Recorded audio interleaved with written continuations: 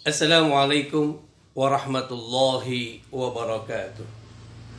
Alhamdulillahirabbil alamin. Amma ba'du. Sahabat semua, semoga selalu dalam keadaan sehat walafiat dan dalam perlindungan Allah Subhanahu wa taala. Kultum kali ini saya akan menyampaikan judul obat penawar hati.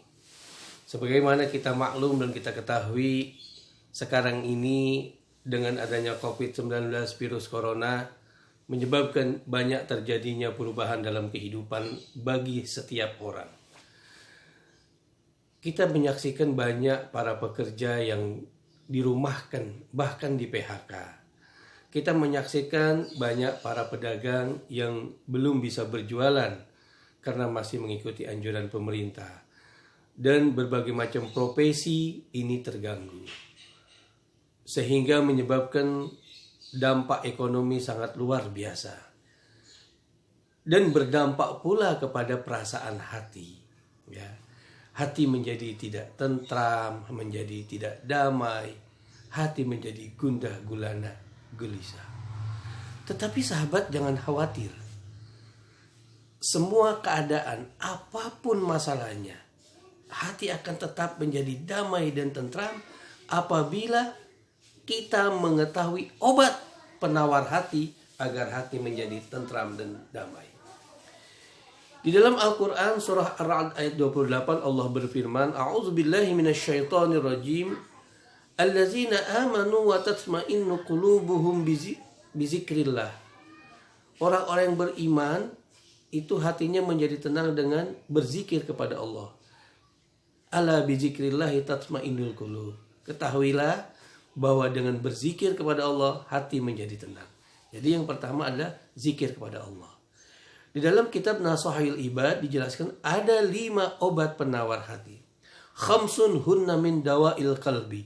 5 perkara yang menjadi obat penawar hati, membuat hati tenang dan damai. Apa itu 5 perkara? Yang pertama, mujalasatus sholihin. Duduk bersama orang yang soleh. Bergaul bersama orang yang soleh. Sering ketemu bersama orang yang soleh. Mengapa? Karena orang-orang yang soleh, orang-orang yang baik, dia akan memberikan input, masukan yang membuat hati tenang, yang membuat hati damai. Itu sebabnya orang soleh menjadi obat penawar hati. Yang kedua, wa qiraatul Qur'an, membaca Al-Quran. Ini adalah obat yang sangat luar biasa. Yang dikatakan Al-Quran itu syifaan liman qara'aha wa liman quri'at alaihi alfa syifa. Menjadi penyembuh bagi setiap penyakit hati, bagi setiap kegaduhan hati. Bagi yang membacanya, bahkan bagi yang mendengarnya. Bagi orang yang mendengarnya, itu menjadi obat. Alfa syifa, 1000 kesembuhan. Subhanallah. Maka kita baca Al-Quran. Wa alfa dawa, 1000 pengobatan penyakit hati. Yang membuat hati gundah gulana gelisah. Yang membuat hati jadi tidak tenang, tidak damai. Maka dengan baca Al-Quran. Bukan hanya menjadi syifa dan dawa membaca Al-Quran.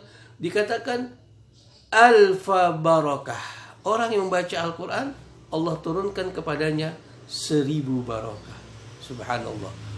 Wa alfa rahmah, 1000 rahmah. Wa alfa nikmah, 1000 nikmah. Oleh karena itu, kalau hati kita lagi gundah gulana gelisah, ambil Al-Quran, kita baca. Apalagi sampai memahami maknanya dan meresapinya. Ini sangat luar biasa. Yang ketiga, obat penawar hati, wa ikhala'ul batin, sedikit makan.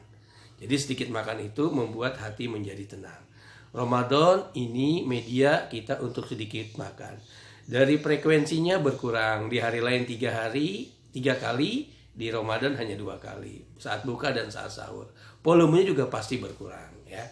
Ini sedikit makan bisa menyembuhkan hati. Yang keempat, wa qiyamul lail. Salat malam. Alhamdulillah Ramadan ada peluang.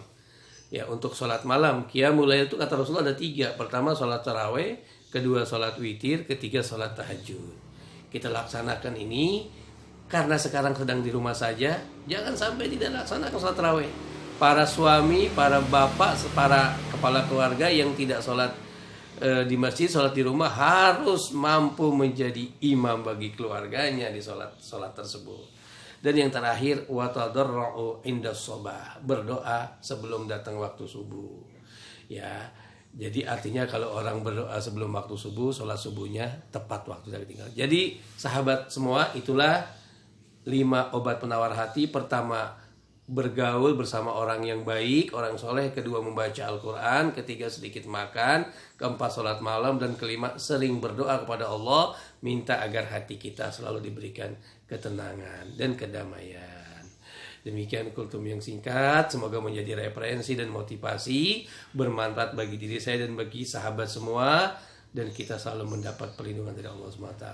Mohon maaf lahir batin, saya Sirajuddin Arusi. Wassalamualaikum warahmatullahi wabarakatuh.